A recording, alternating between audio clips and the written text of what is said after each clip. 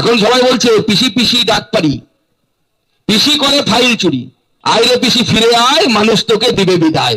সেটা পিসির মাথা খারাপ হয়ে গেছে, মুখ্যমন্ত্রী এখন মাথা খারাপ হয়ে গেছে। যখন ইডি ঢুকেছে কার বাড়িতে? আইপ্যাকের বাড়িতে। আইপ্যাকের যে মালিক প্রতীক জৈন, তার বাড়িতে দিদিমণি ঢুকেছে। ইডি ঢুকেছে, ইডির পিছনে আইপ্যাকের পিছনে দিদিমণিও প্যাক প্যাক প্যাক প্যাক করতে করতে ঢুকে গেলেন। ঢুকে গিয়ে ওখানে বলছে নেহি চলেগা, নেহি চলেগা এসব। আরে ভারতবর্ষ অবাক হয়ে তাকিয়ে দেখছে যে আরে কেন্দ্রীয় সংস্থা তারা রেড করছে, তার মধ্যে একজন মুখ্যমন্ত্রী ঢুকে গেছে। পরের দিন দেখি বলছে না আমি মুখ্যমন্ত্রী হিসেবে যাইনি, আমি গেছি তৃণমূল কংগ্রেসের সর্বভারতীয় সভানেত্রী না কি পদে আছেন উনি, সেই পদ অনুসারে গেছেন। আমাদের প্রশ্ন পরিষ্কার, মুখ্যমন্ত্রী যদি পার্টির নেতা হিসেবে যান তাহলে তার সাথে পশ্চিমবঙ্গের চিফ সেক্রেটারি নন্দিনী চক্রবর্তী কেন গেছিলেন সেখানে?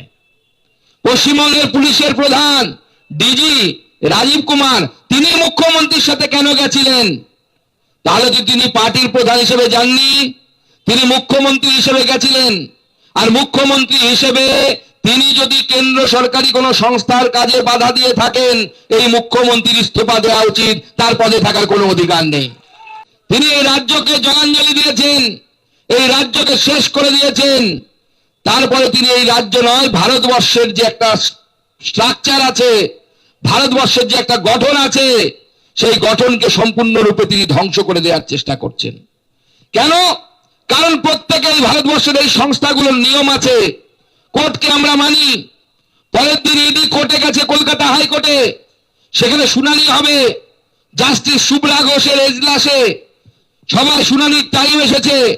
জাস্টিস অর্থাৎ বিচারপতি এসে বসেছেন, মহিলা বিচারপতি, তিনি তার পদে বসেছেন, তার চেয়ারে বসেছেন। সঙ্গে সঙ্গে তৃণমূল কংগ্রেসের যিনি ল মিনিস্টার চন্দ্রিমা ভট্টাচার্য তিনি পৌঁছে গেছেন ওখানে। পৌঁছে গিয়ে সমস্ত উকিলদেরকে বলছেন যে তোমরা চিৎকার চেঁচামেচি করো যাতে আর শুনানি না হয়।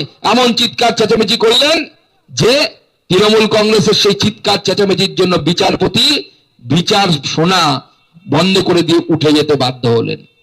আপনি বিচার ব্যবস্থাকে অপমান করছেন, আপনি সংবিধানকে অপমান করছেন, আপনি ইডি সিবিআই কে মানবেন না, কোর্টকে মানবেন না, কেন্দ্র সরকারকে মানবেন না। মাননীয় মুখ্যমন্ত্রী, তাহলে আপনার ভারতবর্ষে থাকার দরকার নেই, আপনি পাকিস্তান বা বাংলাদেশে যাওয়ার ব্যবস্থা করুন, আপনাকে সেখানেই মানায়।